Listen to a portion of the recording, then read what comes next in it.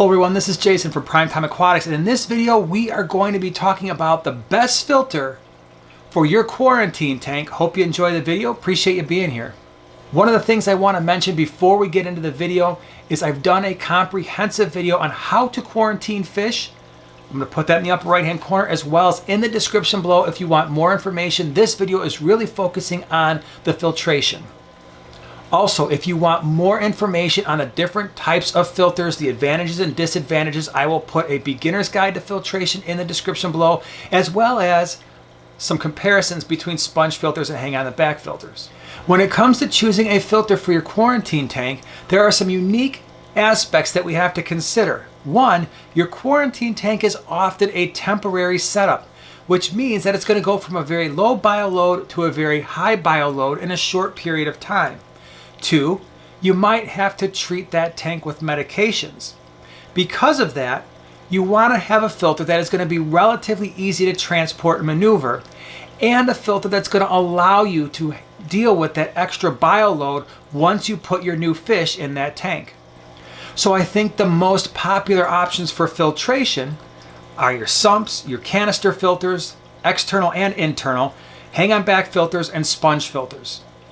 When it comes to a quarantine tank and the fact that it is going to be potentially a temporary setup, often your sumps and canister filters are not going to be a good option.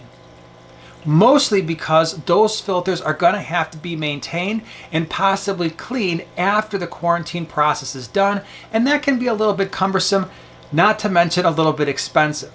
An internal canister filter might be an option, but they tend not to be that popular overall, so that leaves us with two potential other options, and that is your hang-on back filter and your sponge filter. So let's talk a little bit about the hang-on back filter and what it's going to provide to us. This is an example of a hang-on back filter. We actually did a review on this filter before. This is the Aquatop Forza 5-15. I will put an Amazon affiliate link down in the description below in case you want to purchase this. I will also put the review that we did for this filter in the description below. This is a great filter if you've got, let's say, a quarantine tank that's 15 gallons or less. Now, the advantages of using a hang-on back filter like this for your quarantine tank is, one, they're really easy to maintain. It's easy to get the filter media into and out of the back of a hang-on back filter. And so one of the nice things that you can do is if you have an already established tank that maybe has some filter floss or some sponge in that filter, you can remove that and place it in here. In fact, this hang-on back filter comes with a little bit of sponge and a cartridge. And so maybe if you know you're going to use this as your quarantine filter, you put this piece of sponge in an existing filtration system in your existing tank, wait 3 or 4 weeks, there should be beneficial bacteria here, you put it back in your filter. It might not solve all of your issues when it comes to ammonia and nitrite spikes in your quarantine filter, but it should certainly be helpful. And so that's the nice thing about a hang-on back filter is you have easy access to your media. And the nice thing is if you're going to be breaking down your hang-on back filter after you do your quarantine, and so maybe you're going to break your quarantine tank down, you might not need it for a month or two, it's really easy to get new media when you have to set it up again, whether that's filter floss from an existing tank or maybe you put a new piece of sponge in there. You can reuse these if you have this in a quarantine tank for a couple reasons. One, if your fish make it through quarantine without any issues, then it's relatively safe to assume that your filter media is also most likely problem-free, and the filter media can then go back into your established tank. If you did have to medicate your fish and you're worried about your filter media potentially contaminating another tank, this is pretty much easy enough to replace. It's cheap. You can just buy new ones, or you can clean this stuff using hot tap water or warm tap water.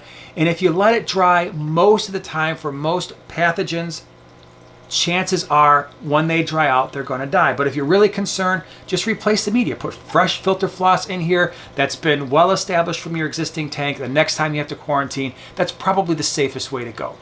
Perhaps my favorite filter to use for a quarantine tank, and the one that we use in all of our quarantine tanks, is this. This is a sponge filter. I like them because they are cheap and they're convenient. And so you need the sponge filter, the air line, and an air pump. By the way, we did an entire video on everything you need to know about sponge filters. I will put that in the upper right hand corner as well as in the description below. But not only are they relatively inexpensive, if you know you're going to be setting up a quarantine tank, you can take the new sponge filter, put put it in your existing tank with air running through it. In about 3 to 4 weeks time, you should have beneficial microbes inhabiting this filter. Then all you have to do when you set up your quarantine tank is put this in there. There should be enough bacteria to help limit the amount of ammonia and nitrite that could be present in that tank when you add your new fish. The other thing I like about it is the sponges are reusable. There's a couple of different ways you can go about quarantining fish. Once you have successfully quarantined the fish and you know that they're healthy after 4 weeks, you put them in your existing tank. If you had no issues, you can pretty much assume that the filtration that you had in that tank is also going to be relatively safe, and so this thing can go right back into the established tank. What we tend to do is we leave our quarantine tanks up and running. We usually have a couple fish in there. Maybe it's a bristlenose pleco that kind of keeps the tank cycled for the next time around. If you are someone who's going to be breaking down your quarantine tank, this is really easy to disassemble. So you pull this out, you clean it. We generally just clean our sponge filters in tap water. I'll put that video in the upper right hand corner as well as in the description below. If you're worried about any type of disease, let's say you had disease in your quarantine tank, you certainly don't want to just be taking this out and throwing it back into your established tank, especially if you wound up losing all the fish in quarantine. But if you successfully treated ick or whatever parasite you had in your quarantine tank and you put those fish in your established tank, chances are your filtration is probably going to be okay too. If you want to break it down, super easy to do. You can take this out of your quarantine tank, rinse it off in tap water, let it dry. If you let this thing thoroughly dry for a week or two, yes, you could put this back in your tank. Most of the time, certainly ick and most of the common fish diseases and pathogens will die just in the process of drying and not having any nutrients. Once again, check out the video in the upper right hand corner if you want a lot more information about how to set up a quarantine system. Check out the video in the lower right hand corner if you want a lot more information about sponge filters. Appreciate you being here, and we will see you in the next one.